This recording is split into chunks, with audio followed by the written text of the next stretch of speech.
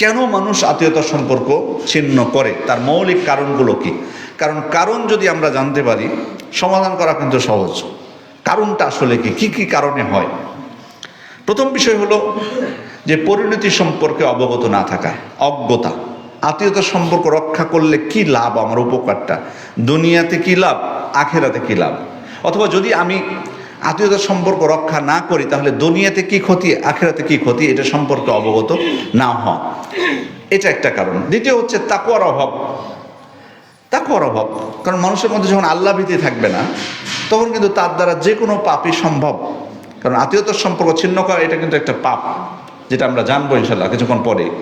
তাই যদি হয়ে থাকে তাহলে একজন ব্যক্তির মধ্যে যদি তাকওয়া না থাকে, আল্লাহ ভীতি না থাকে, তাহলে তার দ্বারা যে কোনো পাপ সম্ভব, তার মধ্যে এই পাপটাও সম্ভব। এটাও একটা কারণ। তৃতীয় বিষয় হলো অহংকার। অহংকারের কারণেও কিন্তু মানুষ আত্মীয়তার সম্পর্ক ছিন্ন করে, যেটা কিছুক্ষণ আগেই বলছিলাম, যে একটা ভালো অবস্থানে চলে গেছে, একটা বড় ব্যবসায়ী, যথেষ্ট টাকা পয়সা আছে, তখন দেখা যায় যে অন্যদের উপর সে অহংকার করে। মানে ওনার মনোভাবটা এমন যে আমি কেন তাদের সাথে সম্পর্ক রাখতে যাব, আমি কেন তাদেরকে ফোন দেব, বা আমি কেন তাদের বাড়িতে যাব, তারা আসবে আমার বাড়িতে, তারা আমার সাথে যোগাযোগ করবে। এটাও একটা কিন্তু কারণ। ভালো একটা অবস্থানে চলে গেলে মানুষ তখন অন্যদেরকে হেয় করে বা অন্যদের উপর নির্ভরশীল হয়ে যায়, মনে করে যে তারাই আমার কাছে আসবে, তারাই আমার সাথে যোগাযোগ করবে, যারা যোগাযোগ করার করবে, তাদের সাথে সম্পর্ক থাকলে, যারা করবে না। অহংকারটা এটা অনেক সময় একটা আত্মীয়তার সম্পর্ক ছিন্ন করার বিষয়ে গুরুত্বপূর্ণ কারণ। চতুর্থ বিষয় হলো যে অনেক সময় দীর্ঘ সময় যোগাযোগ না থাকা। অনেক সময় দেখা যাচ্ছে একজনের সাথে যোগাযোগ নাই বা তার সাথে সাক্ষাৎ নেই। একটা পর্যায়ে যে কিন্তু মানুষ যখন আত্মীয় স্বজনদের সাথে সাক্ষাৎ করে না বা তাদের সাথে যোগাযোগ থাকে না, সে কিন্তু একাকিত্ব অভ্যস্ত হয়ে যায়, একাকী থাকতে অভ্যস্ত হয়ে যায়, যোগাযোগ না করে তাদের থেকে দূরে থাকতে অভ্যস্ত হয়ে যায়। শেষ পর্যন্ত এটাই তার জীবনের একটা অভ্যাস হয়ে যায়। তখন এত সহজে উনি আত্মীয়তার সম্পর্ক রক্ষা করতে পারে না, যেহেতু এটাকে তিনি অভ্যাস বানিয়ে ফেলেছেন।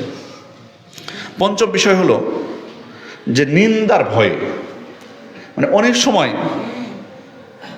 হতে পারে, যেমন আমি উদাহরণ দিচ্ছি যে আপনারা যারা বাইরে থাকেন, এখানে অনেক মানুষ আছেন যারা গ্রামের বাড়ি আছে, মানে এখানে আপনি জন্ম না আপনার, হয়তো এখানে পরবর্তীতে এসছেন, তো হয়তো ঈদের সময় আপনি বাড়িতে গেলেন, স্বাভাবিক কোনো আত্মীয়র সাথে আপনি সাক্ষাৎ করতে গেলেন, ধরুন আপনার ফুফুর সাথে গেলেন, উদাহরণস্বরূপ বলছি। তো ফুফু আপনাকে নিন্দা করলো, যে কোনোভাবে হোক, অনেকদিন পর আপনি গেছেন, তাদের সাথে যোগাযোগ রাখেন না বা ফোন দেন না বা যে কোনো কারণে হোক, হয়তো কিছু কথা, বড় মানুষ তো অনেক সময় বয়স হয়ে গেলে কিছু কথা বলে, এটা স্বাভাবিক, হয়তো কিছু বললো নিন্দাসূচক কিছু, নেতিবাচক কিছু, বা আপনি হয়তো বা আপনাকে দেখে তোমাকে দেখে পরিবর্তন হয়ে গেছো, বাইরে থাকো, এই অনেক কথা বলে, টাকা পয়সা বেশি হয়ে গেছে বা এরকম কিছু, হয়তো আপনার কিছু কথা বললো যেটাতে আপনি কষ্ট পেলেন। একবার বললো, এরপর থেকে কিন্তু মানুষের মনে এটা প্রভাব পড়ে, তখন বলে যে ওনার সাথে দেখা করতে গেলে তো এই কথাগুলো বলার সম্ভাবনা আছে, আমি আর যাব না, বলে পরের বার আর আপনি বাড়িতে গেলে, ছুটিতে গেলে তখন আর দেখা করেন না। এভাবে এটাও কিন্তু একটা কারণ আত্মীয়তার সম্পর্ক ছিন্ন করার।